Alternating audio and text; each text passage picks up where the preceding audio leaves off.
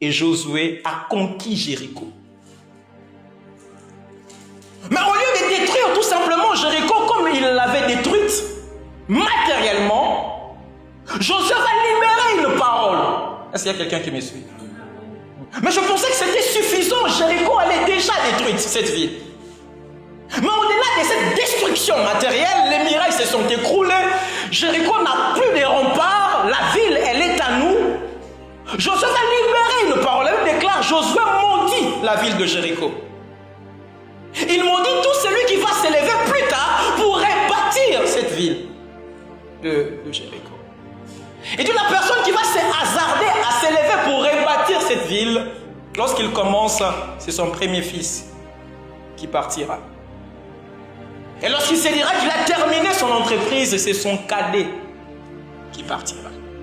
Donc sur Jéricho planait de paroles, de malédiction, planait la mort. Et ces paroles ont affecté cette ville négativement. Voyez-vous? À telle enseigne que la ville, son emplacement pouvait être bon, mais l'intérieur de la ville était en train de souffrir.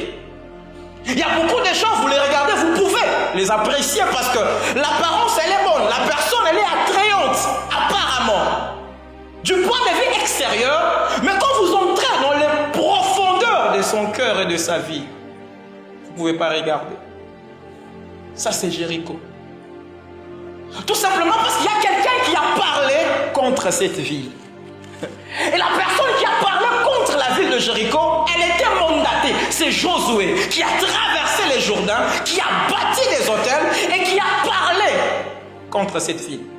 Après l'avoir conquise, il parle.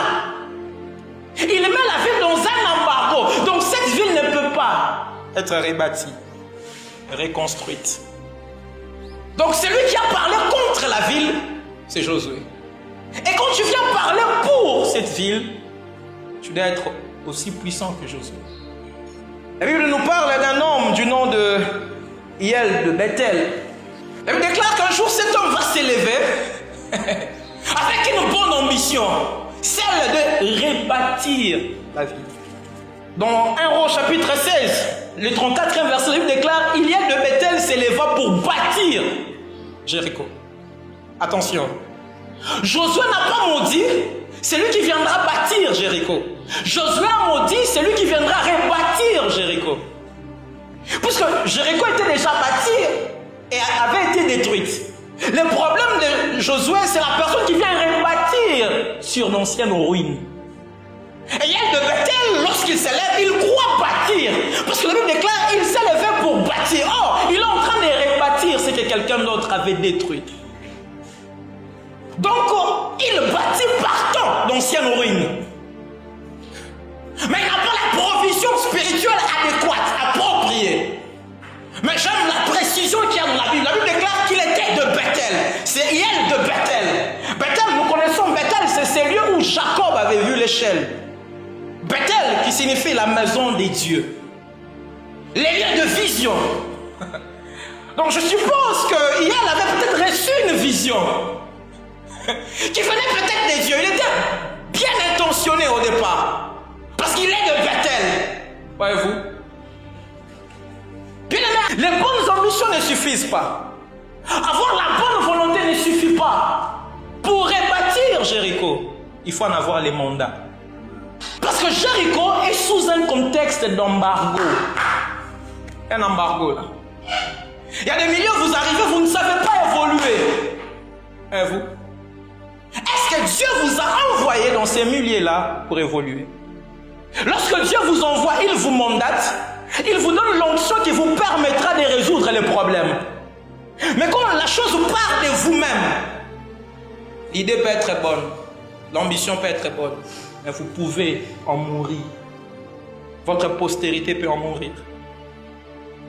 Et vous? Donc celui qui a parlé contre Jéricho était mandaté.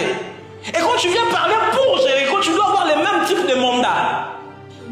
Tu ne m'as pas compris. Je disais, celui qui a parlé contre Jéricho était mandaté.